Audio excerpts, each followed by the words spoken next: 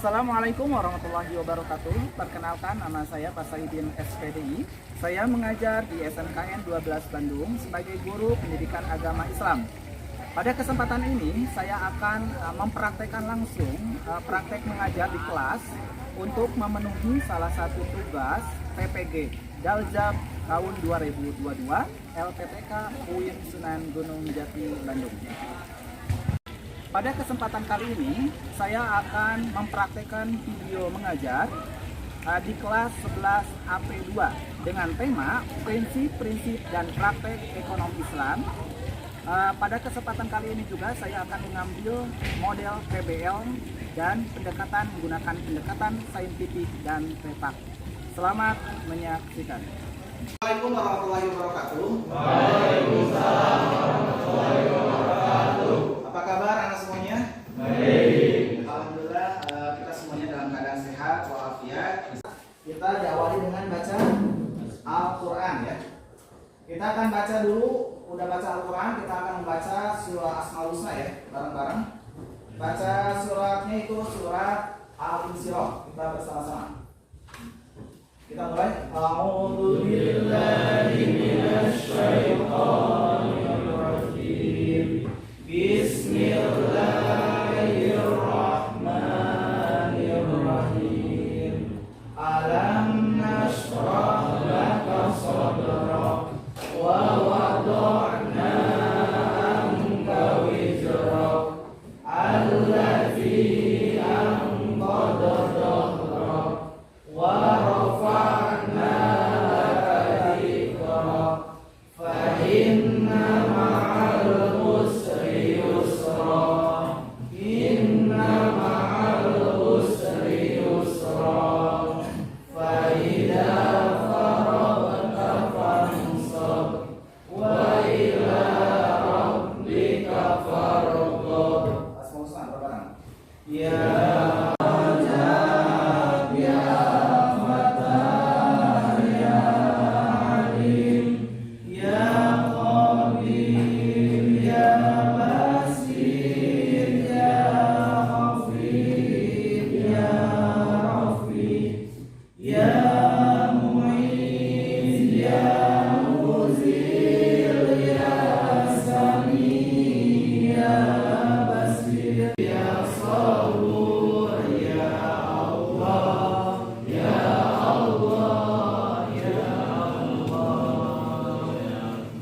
silakan berdoa dalam hati dimulai.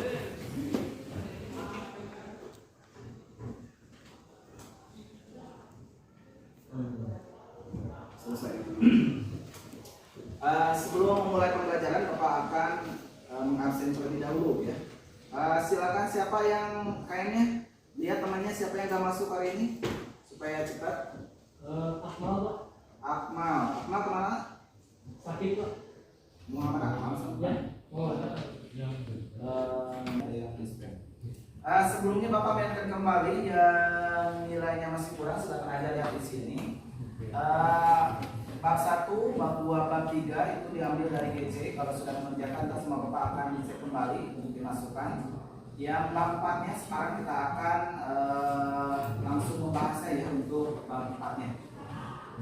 Ada pertanyaan dulu dari sini, dari masalah nilai? Ntar yang belum, yang merasa misalkan sudah mengerjakan tapi belum dimasukkan ke sini, tetapi gak apa-apa, ntar sama Bapak dicek kembali, nilainya pasti akan ada, tidak akan hilang kalau sudah mengerjakan di GC. Nah semuanya kita akan langsung aja ke materi yang hari ini kita akan bahas, yaitu tentang prinsip-prinsip praktek ekonomi Islam, gitu ya. Kemarin sudah dijelaskan, yaitu kita menjelaskan tentang hormat kepada guru dan orang tua, gitu ya, salah satunya yang kita sudah bahas kemarin. Silakan kalian cermati PowerPoint-nya.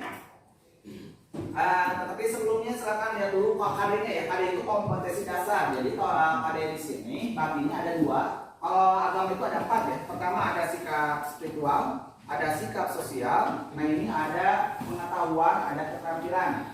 Jadi pengetahuan itu menelaah. Pelajaran untuk hari ini itu ada 2. Yang pertama, kalian akan menjelaskan dasar hukum tentang prinsip-prinsip dan praktek ekonomi Islam. Yang kedua yaitu tentang kalian akan menentukan rukun dan syarat tentang prinsip dan praktek ekonomi Islam. Jadi ada rukun, ada syarat. Misalnya jual beli, syaratnya apa, rukunnya apa, sewa menyewa, rukunnya apa, misalkan syaratnya apa, atau utang piutang. Gitu kan? Misalkan utang piutang itu ada misalkan seperti bagaimana hukumnya kalau hutangnya secara online, misalkan ya. Kan ada yang sekarang gampang, misalkan, tetapi kebanyakannya ntar akan jadi masalah. Biasanya orangnya nggak kelihatan, kita minjem aja, itu salah satu. Kita jadi ada permasalahannya di sana. Misalkan kalau jual beli, misalkan bagaimana jual beli online, itu kan udah kemarin kita bahas. Jadi seperti itu. Itu ya. Jadi yang pertama tadi menjelaskan dasar hukum, yang kedua adalah menentukan makna. Itu tujuan untuk pembelajaran ini. Sebelum Bapak membagi kelompok, nah Bapak silakan kalian cermati dulu, ada 3 gambar di sini. Gambar 1, gambar 2, dan gambar 3. Silakan gambar 1, di sana apa mengenai apa transaksi ekonominya. Gambar 2 itu mengenai apa transaksi ekonominya, dan gambar 3 gambar apa itu transaksi ekonominya. Silakan ada yang mau, boleh diacak, boleh gambar 1, gambar 2, gambar 3. Itu kan. Itu salah satu. Tentang apa ini gambar ini? Silakan ada. Ini gampang, tidak akan ini. Silakan. Namanya siapa? Nama Muhammad Adia Julian Fardai. Ya boleh. Gambar berapa? Berikut sedang melakukan Gambar berapa dulu? transaksi gambar 1. Gambar 1 dulu dipilihnya. Di sana sedang melakukan transaksi, yaitu yang jual beli.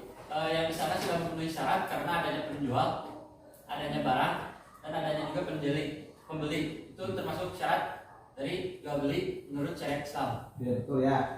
Jadi kata dia, gambar 1 itu adalah tentang transaksi ekonomi jual beli. Syaratnya sudah memenuhi, rukunnya sudah memenuhi. Rukunnya di sini kan ada penjual, ada pembeli, ada barangnya juga kan. Nah syaratnya dewasa enggak ini? Dewasa ya, berakal sehat kan insya Allah ya.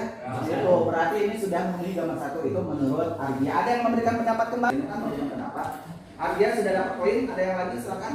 Izin Pak, izin jawab. Jadi, namanya siapa? Nama saya belum bisa Pak. Iya boleh. Kegiatan yang sedang menimbang satu barang, itu menimbangnya secara ayuni atau secara penglihatan. Soalnya itu kan timbangan produk ya yang dihitung. Jadi hasilnya itu sesuai penglihatan dan perhitungannya. Itu sudah ada saksinya yang orang ketiga, orang yang kedua dan orang yang itu yang berdua yang manggul. Itu antara pembeli, antara yang punya barang dan yang punya timbangan. Berarti ini mah sudah sah ya? Sudah memenuhi hukum dan syaratnya. Karena orang langsung melihat. Terus kalau ini kan tidak bisa dibohongi kalau timbangan seperti itu biasanya. Tapi kalau misalkan yang timbangannya yang duduk, kadang-kadang di bawahnya suka ditempelkan apa itu magnet ya, atau paku. Jadi supaya berat. Padahal pas waktu ke rumah pulang, misalkan kalau beli telur, kadang-kadang misal pas kalau di depan mata, tetapi ketika di rumah dikilo lagi, kadang-kadang kurang atau beras. Nah itu ya.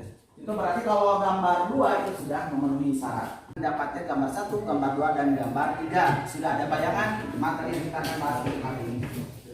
Nah, silakan cermati di sini. Bapak akan membagi kelompok. Pertama kelompok 1 ini, kelompok 2 udah ya. Kelompok 3, kelompok 4, kelompok 5, kelompok 6, kelompok 7, kelompok 8. Berarti sudah dibagi menjadi 8 kelompok. Nah, setelah dibagi kelompok, silakan kalian cermati di sini di PowerPoint-nya. Di sini ada prinsip-prinsip transaksi ekonomi. Ada 1, 2, 3, 4, 5, 6. Ya ada 6. Yang pertama tidak boleh mempergunakan ya. Tidak boleh mempergunakan cara-cara yang batil. Yang kedua tidak boleh melakukan kegiatan riba. Yang ketiga tidak boleh dengan cara yang zolim. Yang keempat tidak boleh mempermainkan takaran, timbangan, kualitas dan halalannya. Yang keempat tidak boleh dengan cara-cara yang spekulasi atau berjudi. Yang terakhir tidak boleh melakukan transaksi jual beli barang haram. Nah inilah prinsip-prinsip transaksi ekonomi. Tugas kalian adalah yang pertama carilah dalil yang berhubungan dengan prinsip-prinsip ekonomi Islam. Yang kedua adalah kalian harus menjelaskan pesannya. Misalkan surat tentang diharamkannya riba terdapat dalam surat apa? Tuliskan artinya, pesannya apa yang dapat diambil dari surat tersebut. Itu ya. Nah ini untuk tugas yang pertama. Yang tugas kedua adalah kalian silakan kalian tentukan rukun dan syarat tentang transaksi ekonomi Islam. Rukunnya bagaimana Pak kalau jual beli? Syaratnya apa? Gitu ya. Jadi bisa ada jual beli, terus apa lagi kalau transaksi ekonomi Islam itu? Ada sewa, ada sewa menyewa, ada pinjam minjam, ada utang, ada perbankan Islam tadi kan Pak, perbankan itu ada syariah Islam. Nah itu kalian cari salah satunya, boleh salah satunya, tapi per kelompok kalau bisa beda-beda ya. Misalkan kelompok 1 tentang jual beli syarat dan rukunnya, kelompok 2 tentang utang piutang, kelompok 3 tentang sewa menyewa. Presentasikannya sudah jelas? Silakan boleh diskusi terlebih dahulu, baca-baca dulu materinya. Silakan boleh kalian cari di sumber-sumbernya untuk mendapatkan jawabannya dari yang harus didiskusikan. Silakan boleh. Dikasih waktu kurang lebih 15 menit dari sekarang.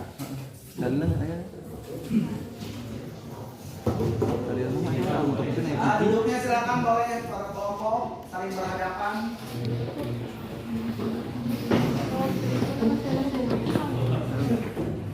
Yang kurangnya apa di sana transaksi ekonomi? Di sini ada bukunya di halaman. Kalau di buku paket halaman 144 ada macam-macam muamalah. Di bawah nggak tahu dari mana, tidak termasuk muamalah ya. Syirkah ya. Syirkah halaman 151. Hanya 2 aja, syirkah inan dan syirkah abdan yang dibahasnya. Halaman 151. Terus ada yang belum kebagian. Kertasnya kalau belum, kalau tak sudah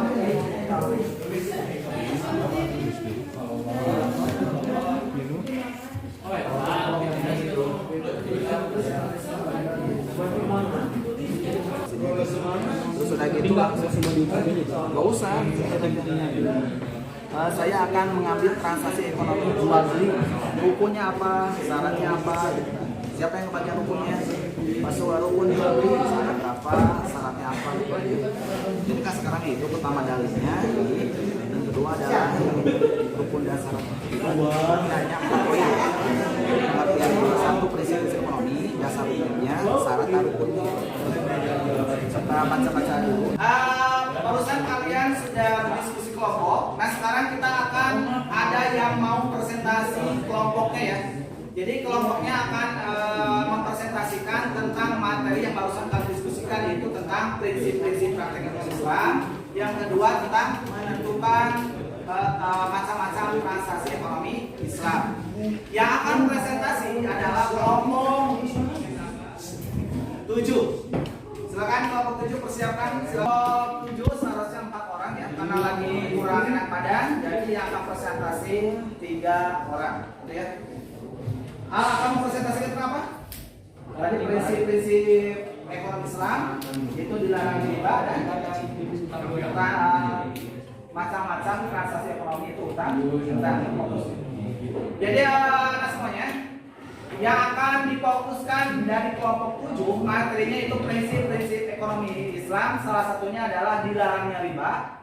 Yang kedua, contoh-contoh transaksi ekonomi Islam adalah akan dipresentasikan tentang sewa menyewa. Silakan boleh dipresentasikan. Yang lain silakan cermati. Assalamualaikum warahmatullahi wabarakatuh.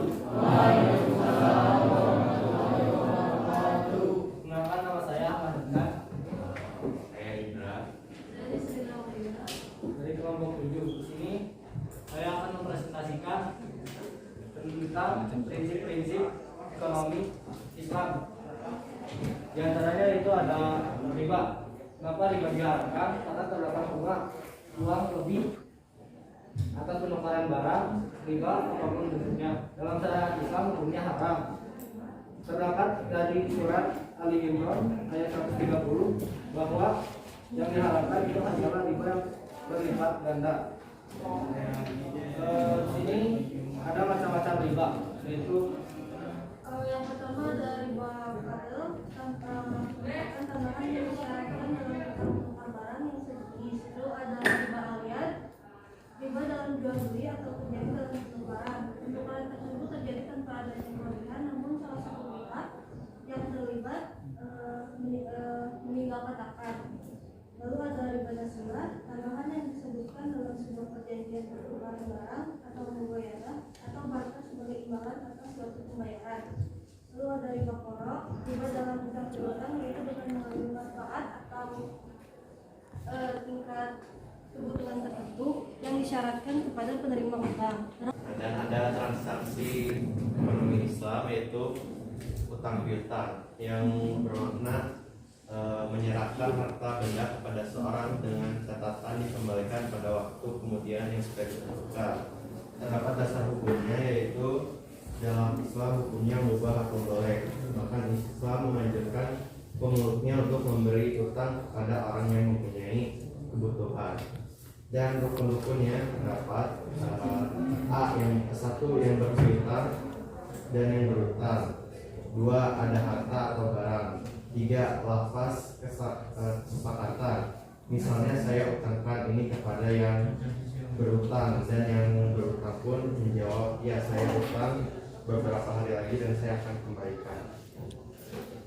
Ya, dari kami, mohon maaf bila ada kesalahan. Ada yang mau bertanya? Silakan, ada yang mau ditanyakan tentang prinsip ekonomi Islam, tentang riba tadi salah satunya. Yang kedua adalah tentang contoh transaksi ekonomi Islam adalah tentang utang-utang. Silakan, ada yang mau tanya? Boleh Pak, ini tanya Pak. Kalau misalnya kan ini ada tadi riba syarat ya, riba korok. Riba apa? Riba korok yang ada syaratnya ya. Terus Nah, kalau biaya administrasi kan itu biasanya bank suka minta biaya administrasi itu masuk riba kan? silakan, kalau administrasi katanya itu termasuk riba bukan? Menurut saya tidak, karena itu kebutuhan bank untuk membayar pajak kepada negara. Dana itu dibutuhkan administrasi saja. Itu bukan kelebihan. Bukan. Ada yang menanggapi kelompok yang lain? Kalau kita di perbankan ada administrasi katanya. Bagaimana kalau yang diberikan utang itu nggak mampu membayarnya? Misalnya kita kan kadang-kadang kalian suka mengutang ke temannya, tapi ditagih-tagih itu bayar wae misalkan, nggak bayar terus. Misalkan saya mau mengikhlaskan saja misalkan. Nah, bagaimana? Apakah itu diperbolehkan atau tidak? Silakan, ada yang memberikan pendapat mengenai hal tersebut kalau dalam masa utang piutang. Ya, kalau enggak Bapak akan menunjuk. Ada kan di sini yang sampai sekarang belum bayar utangnya? Betul. Astagfirullah. Coba Bapak yang di pojok siapa namanya? Nah, pernah kamu memberikan utang tapi nggak dibayar-bayar? Hah? Gimana Pak? Kalau misalkan kamu memberikan teman kamu itu misalkan butuh uang, diberikan pinjaman, tapi teman kamu itu nggak nyadar diri, seperti tadi, tapi nggak bayar-bayar. Udah saya ikhlaskan aja. Pernah nggak seperti itu? Nah, bagaimana hukumnya dalam Islam kalau sudah mengikhlaskan? Sah-sah saja. Berarti sudah ikhlas, yang penting kamunya ridho atau ikhlas. Sudah misalnya dianggap lunas gitu. Ada yang mau dikatakan pendapat lagi? Misalkan pinjam uang untuk membangun usaha, usahanya bangkrut misalkan, tapi susah melunasinya misalkan. Jatuh tempo saja. Dikasih waktu ya. Berarti dikasih waktu kalau misalkan utangnya terlalu besar, gitu ya. Boleh. Ada yang contoh transaksi ekonomi Islam yaitu utang-utang? Ingat ya, utang piutang itu luar biasa dosanya. Salah satu yang menghambat kita bisa di dalam kubur pertama kali adalah masa utang ya.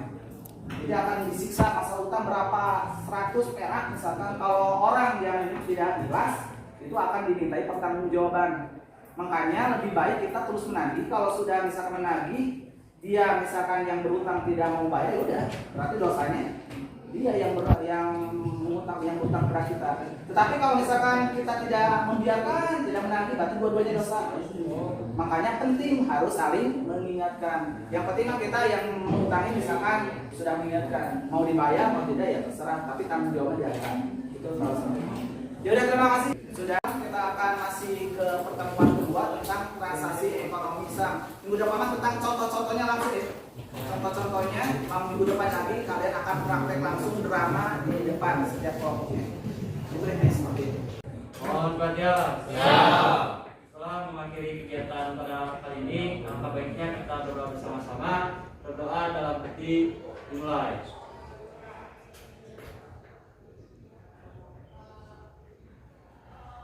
Berdoa dicukupkan.